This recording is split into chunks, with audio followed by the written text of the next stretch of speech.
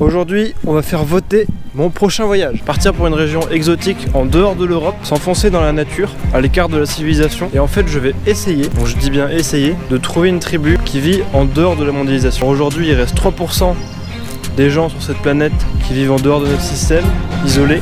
Le chiffre baisse tous les ans. L'idée, ça va être d'aller à la rencontre de ces gens-là le plus vite possible avant qu'ils disparaissent.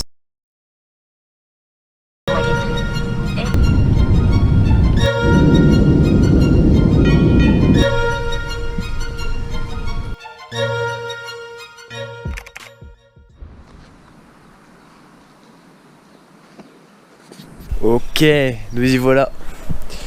Bon, que dire. Voyage très très long. Là, on est samedi matin. Je suis parti jeudi après-midi. Il était 3h de l'après-midi. Et là, il est 5h du matin. Donc, très peu dormi. En l'espace de quelques instants, je suis projeté au Kirghizistan, à près de 6000 km. Habitué à voyager au rythme de mes pieds, l'atterrissage est brutal. La première impression, ouais, c'est des paysans, c'est sûr. Hein. Bon, j'ai pas encore trop marché ni rien, mais pour l'instant, c'est des trucs hyper grands, hyper carrés. Trucs comme ça. Bien communistes. On va voir ce que ça donne. Les premières personnes à qui j'ai pu parler ont été gentils. Cyric va déchiffrer ça. Je connais pas, je sais pas appris, j'arrive même pas à reconnaître les noms des villes. Donc là j'ai vu un petit magasin, je vais m'acheter un petit déj. Okay.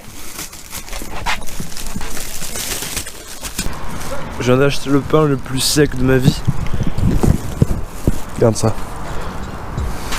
Le Kirghizistan, c'est ici, un territoire très montagneux au cœur de l'Asie centrale. À l'origine entièrement parcouru de nomades, ce mode de vie a quasiment disparu. Aujourd'hui, l'ethnie kirghize est majoritaire, mais 20% de la population est ouzbek ou russe. L'islam est la religion la plus partagée. Enfin, l'activité économique du pays est en grande partie tournée vers l'agriculture et tout particulièrement vers l'élevage. Le monsieur qui est derrière moi là, tu vois, il était soldat en RDA allemande avant la chute du mur. Je sais pas comment c'est expliquer ça, mais il connaissait bien l'Europe. Il me demande tu viens d'où. Je vois qu'il connaît Paris, Cannes, Nantes. Alors on commence à discuter un petit peu et puis après il me dit voilà, il était soldat en RDA. Bon, justement, pour le point historique, le Kirghiz, c'était un ancien pays qui était intégré à l'URSS. Et là où l'influence soviétique elle est ouf. Parfois je vois d'énormes usines que je vois par exemple que je voyais dans les livres d'histoire. Puis tout bien carré, tout bien organisé. Cette rue là, regarde la parfaite symétrie. RDA c'était en occupation de l'URSS aussi, après la Seconde Guerre mondiale. Puis effectivement il y avait des soldats de tout l'URSS qui étaient envoyés à tous les coins de l'URSS. Pas de temps à perdre. Trouver des nomades et m'intégrer parmi eux ne sera pas une tâche aisée. Il me faut désormais quitter la ville.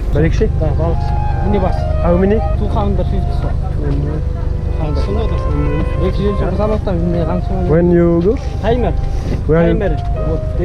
Okay.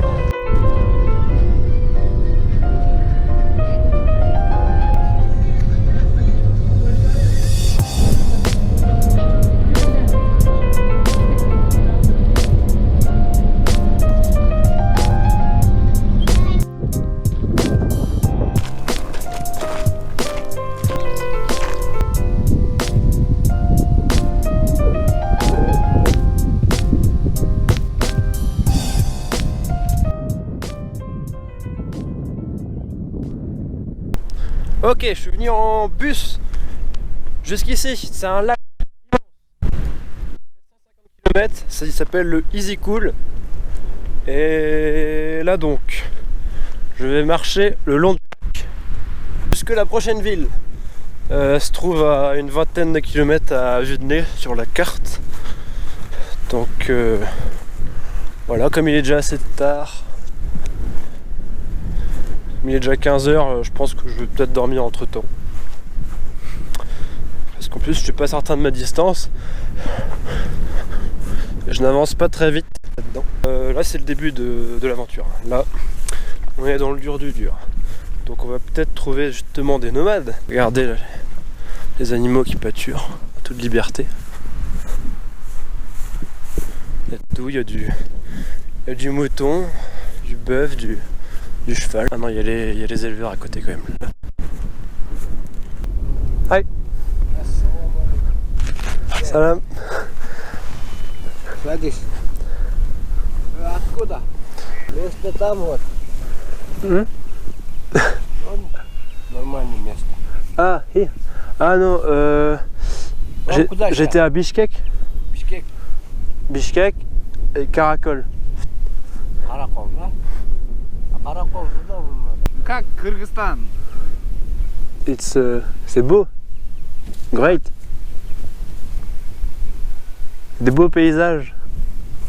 Да, красота. Les animaux, c'est à vous? Les animaux là, ils sont à vous?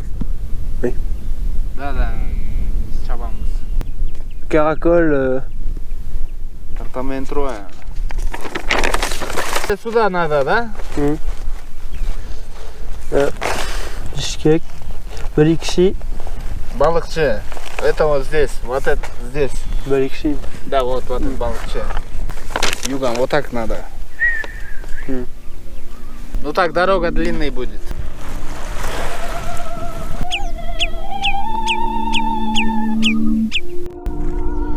C'est pas évident là avec les marécages.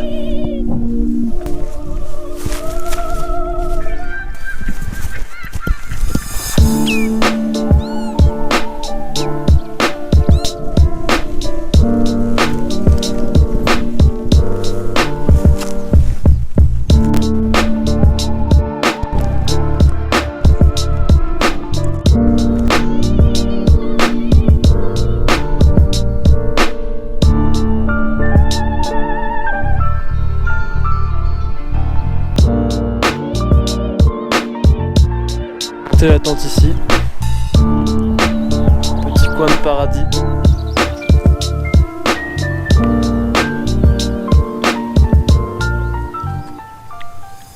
Bon, première nuit de la tente ce soir au Kyrgyzstan.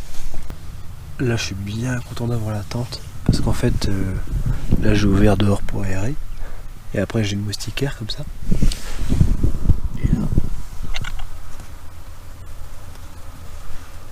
Tous les moustiques qui sont rentrés, mais bon, du coup je suis protégé d'eux par la moustiquaire. Oh, ils m'auraient bouffé. Ouais, regarde le bruit qu'ils font. Allez, bonne nuit.